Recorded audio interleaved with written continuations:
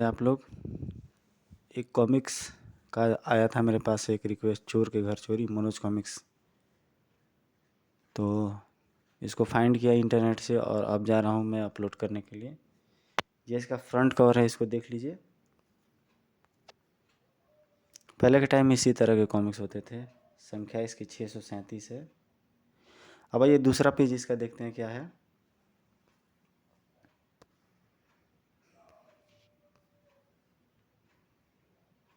एक रात का सम्राट, राम रहीम का ओल्ड। ये सब चित्र देख करके पुराने दिन याद आ जाते हैं, किस प्रकार के वो दिन थे।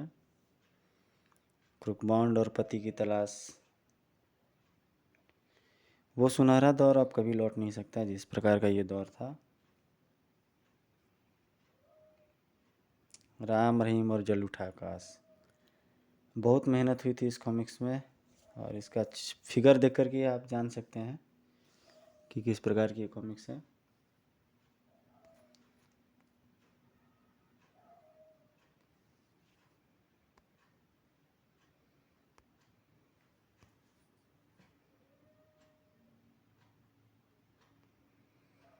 अब ये थोड़ा इसका जो है वो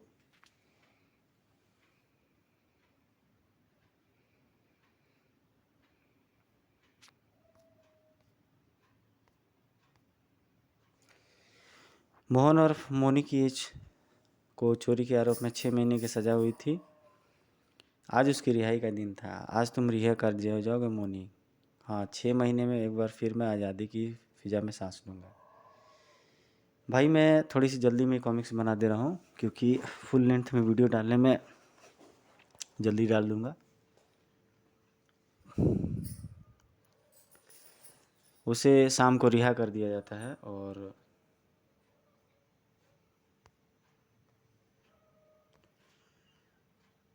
जेल से वो बाहर निकल जाता है वो व्यक्ति, और नौकरी की तलाश में लग जाता है।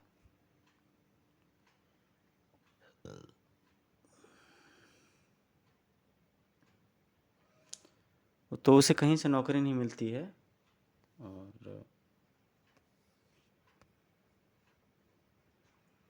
पूरे सप्ताह भर वो नौकरी के लिए तलाश करता रहता है। एक शाम, ओए मोनी जेब में पैसे हैं या आज भी उधार ही रोटी खाने आ गया है? पैसे तो आज भी नहीं है। वो व्यक्ति उसे रोटी नहीं देता है, और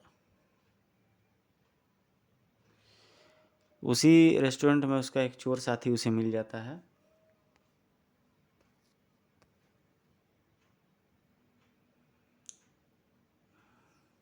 और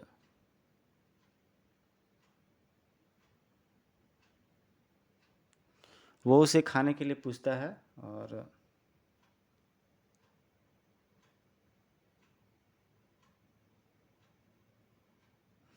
और वो उसे सलाह देता है कि वो फिर से चोरी करके अपने कारोबार के लिए कुछ पैसे इकट्ठा करे, धन इकट्ठा करे। और उसे प्लान का बारे में एक बताता है कि अगर उसका साथ देने पर उसे 3 लाख रुपए मिल जाएंगे, उड़ा लेंगे वे लोग।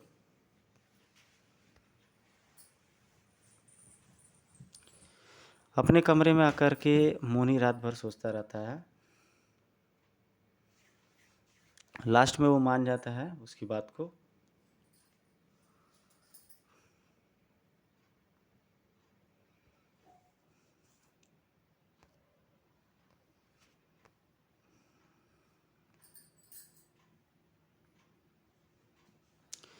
और वो किसी बड़े ऊंचे मकान पर चोरी करने का प्लानिंग बनाते हैं।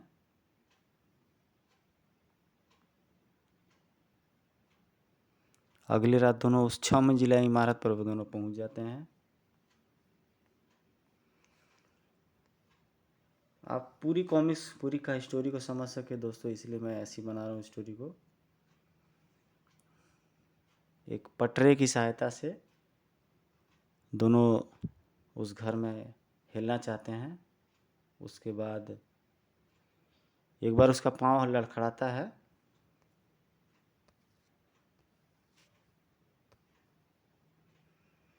लेकिन वो किसी भी प्रकार से चढ़ जाता है। और ग्लास कटर निकाल करके शीशे को काटने लगता है। वे लोग तिजोरी खोलने जाते हैं।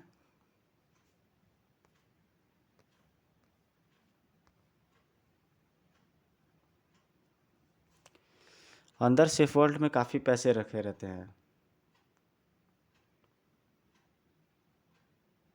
तभी उन्हें वॉचमैन देख लेता है और चिल्ला पड़ता है, चोर। और चौकीदार भागते भागते उसकी टांग को पकड़ लेता है। मोनी बेबस हो चुका होता है उस समय।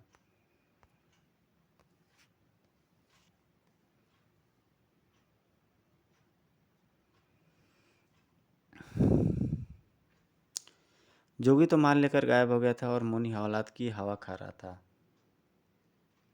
और उसे हवालात में एक चिट्ठी भी वो भिजवाता है।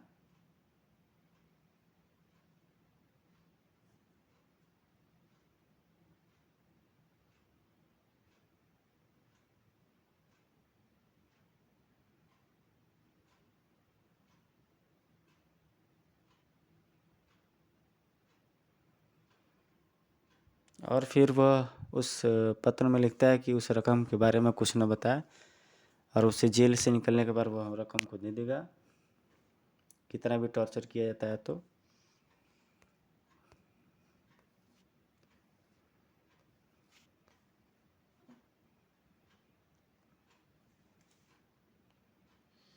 और वो जेल में किसी प्रकार से अपने दिन को काट कर के निकल जाता है और अपने पैसे को लेने के लिए जाता है।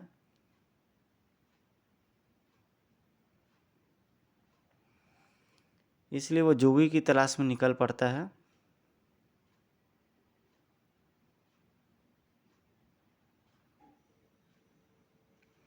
उसे पता चलता है कि वह कहीं जा कर के एक शराब खाने की एक दुकान उसने खोल रखी है, भावनगर नामक जगह पर। वो ट्रेन से उस जगह पर पहुंच जाता है।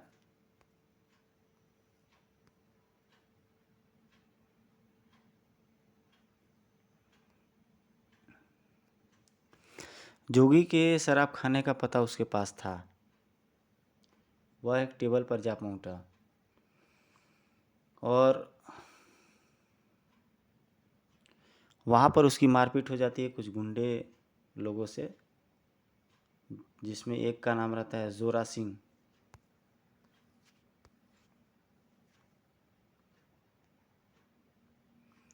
मगर मोनी भी कमज़ोर आदमी नहीं रहता है, वो भी उनसे शानदार फाइट करता है और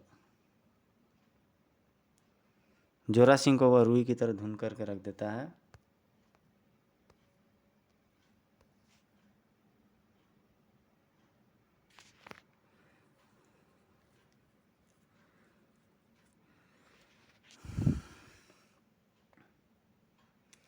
तभी वहाँ पर जोगी आ जाता है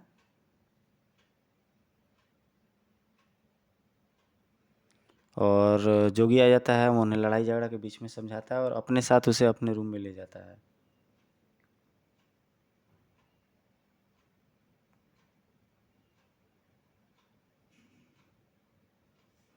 वह उसे अपने दिए गए रकम के बारे में पूछता है।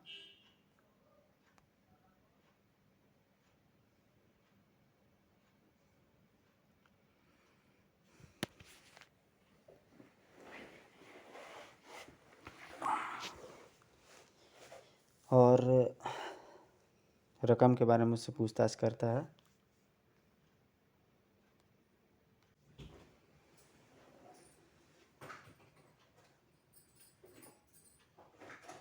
वो उसे पैसे देने पर कन्विंस हो जाता है, मना लेता है।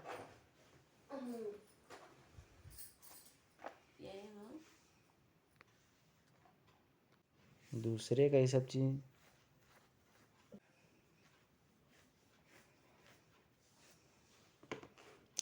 और वह उसे 2 दिन का समय लेता है। वो उसे समझाता है किसी तरीके से कि उसका पैसा उसने सारा कारोबार में लगा दिया है, वह रुके और 2 दिन में उस पैसे का वह प्रबंध कर लेगा।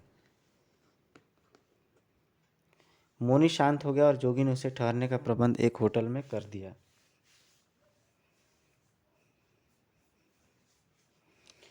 इधर मोनी के हाथों पीटने वाला बदमाश अभी तक शराब खाने में पैग पी रहा था। और वह उसे बदला लेने पर तैयार हो जाता है।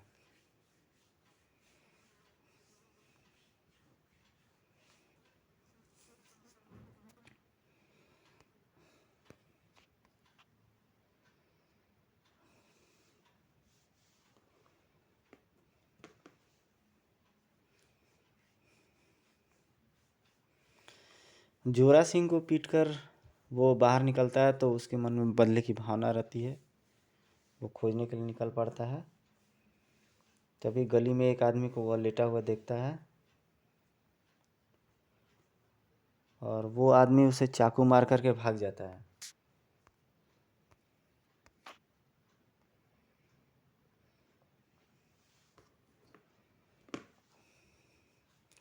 उसी शाम जोगी होटल प्रभात के कमरे में मोनी से मिलने पहुंच जाता है।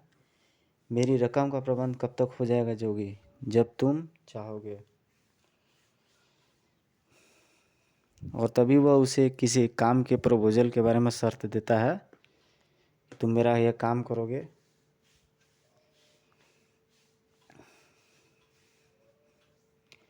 और वहाँ पे फिर से उसे किसी एक चोरी के बारे में बोलता है कि वह चोरी करे।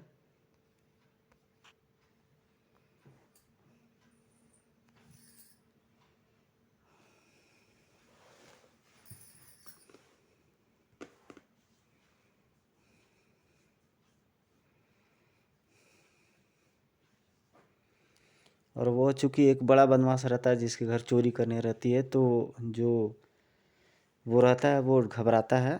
डाबर नाम रहता है उस विलेन का। और फिर से उनके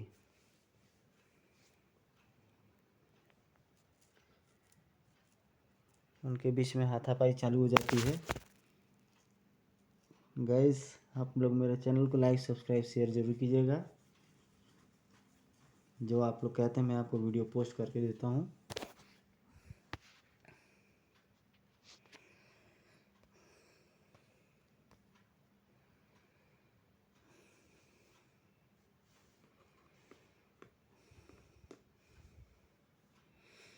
मुझसे लड़कर तुम्हें कोई लाभ नहीं होगा मोनी, तुम मेरे चक्कर में फंस चुके हो। तुम्हें भी रकम की ज़रूरत है, मेरा काम कर दो, बदले में मैं तुम्हें 10,000 रुपये दूंगा।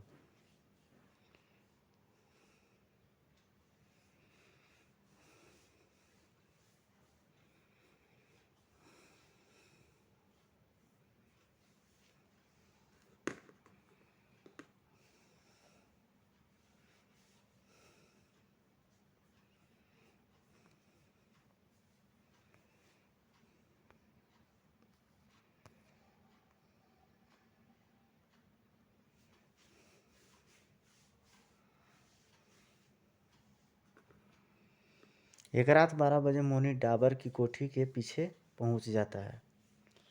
चार दीवारी कूदकर भीतर जाना होगा। पेड़ पर चढ़कर वह चार दीवारी पर पहुंचा और भीतरी लाइन में घुस गया। कुछ क्षण वहीं बैठा रहा। जोगी ने बताया था कि लाइब्रेरी ऊपर मंजिल में है और उसकी एक खिड़की कोठी के पिछले भाग में खुलती है।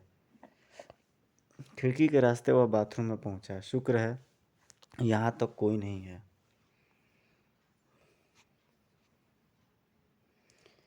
कमरा पार करके वह बाहर निकला। अंधेरे में ही उसने ब्रीफकेस की तलाश आराम कर दी। फाइल कैबिनेट का ताला खोलने में उसे कुछ ही क्षण लगे। उसने शेष अलमारियां भी देख डाली। फिर उसने किताबों की अलमारियों का ध्यानपूर्वक निरीक्षण किया तो एक अलमारी अपनी जगह से घूम गई। वो शीघ्र ही सेफ खुल गई और वह ब्रीफकेस प्राप्त कर लेता है।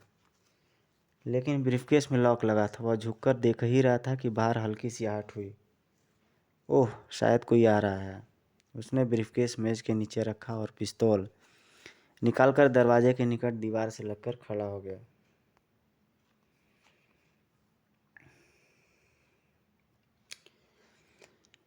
वह अंदर आने वाला शख्स डाबर था, जिसे वो अपने पिस्टल से कवर कर लेता है।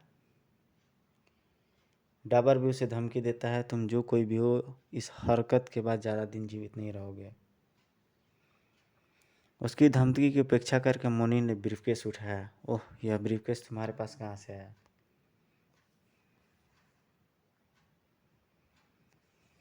मैंने तुम्हारी तिजोरी से निकाला है और अब मुझे इसकी चाबी चाहिए। मेरी बात सुनो, तुम बहुत बड़ी गलती कर रहे हो। शट अप, चाबी निकालो। फिर उसने डाबर के गाउन की जेब से हाथ डाला। ब्रीफकेस की चाबी गुच्छे में मौजूद थी। उसे न खोलो, उसमें तुम्हारे मतलब की कोई चीज़ नहीं है। इसे वापस रख दो, मैं तुम्हें 5,000 रुपये दूंगा।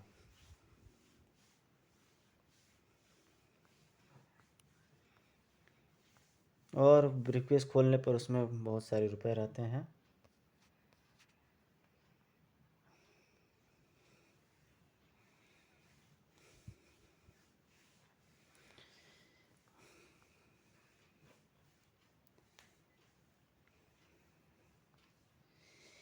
ब्रीफकेस उठाने के बाद उसने अलमारी से 2 किताबें भी उठा ली और वो अपने होटल में पहुंच जाता है और सबसे पहले कपड़े बदल लेता है। अब जोगी को फ़ोन करता हूँ।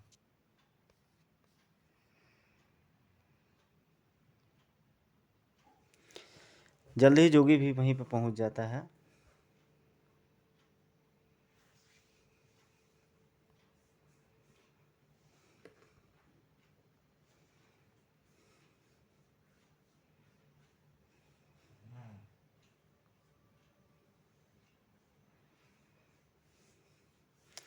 और वह उसे नीचे से एक ब्रीफकेस उठा के देता है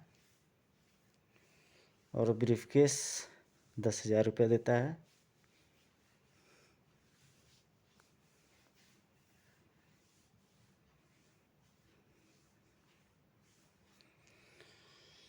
इधर डाबर अपने आप को आज़ाद कर लेता है उसकी पकड़ से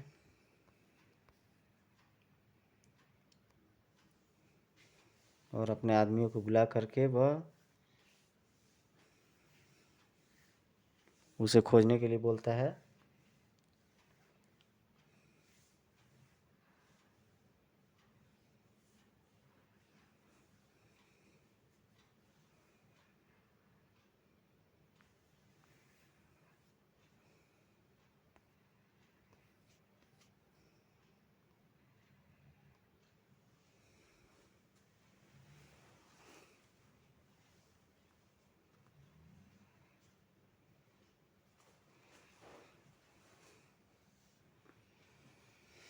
ब्रीफकेस खोलते ही उसे किताबें, दस्ताने और पिस्तौल मिलती हैं।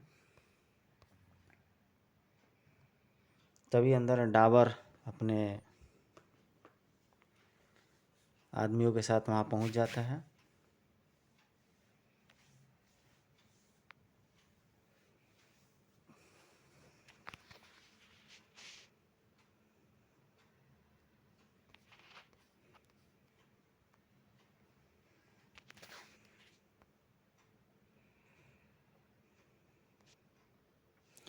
जोगी हरामजादे, मेरी बात सुनो डाबर। उसे कई गोलियां वो मार देता है वहीं पर और मोनी ट्रेन में बैठा होता रहता है।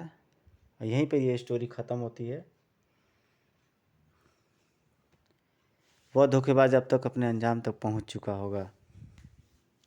अब मैं एक नए जीवन की शुरुआत कर सकता हूं। तो मोरल ये स्टोरी है दोस्तों कि धोखेबाजों के साथ सख्त से सख्त सज़ा देनी चाहिए, लेकिन थोड़ी चालाकी और बुद्धि का प्रयोग करके। आपको ये स्टोरी कैसी लगी दोस्तों, कमेंट सेक्शन में कमेंट करके ज़रूर बताइएगा। आप जो भी फरमाइश करेंगे वो स्टोरी में डालता रहूँगा। अपना प्यार दुलार इसी तरह देते रहिए। और दोस्तों, आपकी बदौलत मेरा चैनल चल निकला है, तो आप ज़रूर ही शेयर सब्सक्राइब ज़रूर कीजिएगा। मैंने बहुत सारे कॉमिक्स को बनाया है, जैसे मनोज कॉमिक्स, त्रिकाल देव, क्रुकबॉन्ड। अभी राज कॉमिक्स का रिसेंटली एक कॉमिक्स बनाया मैंने। आपको आरण्यक पर्व देखें आप लोग। त्रिकाल देव पिशाच राज बनाया है और बहुत सारी कॉमिक्स को बनाया है।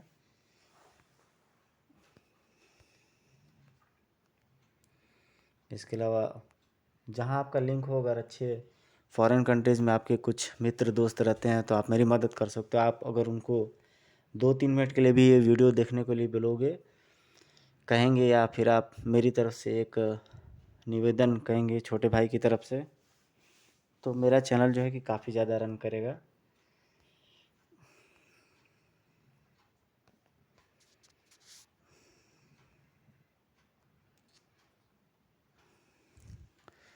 तो अपने अपने परिवार का ध्यान रखिए दोस्तों। मिलते हैं आपसे जल्द ही एक नए वीडियो में, एक और अच्छी एक नई स्टोरी में जो आप कहें।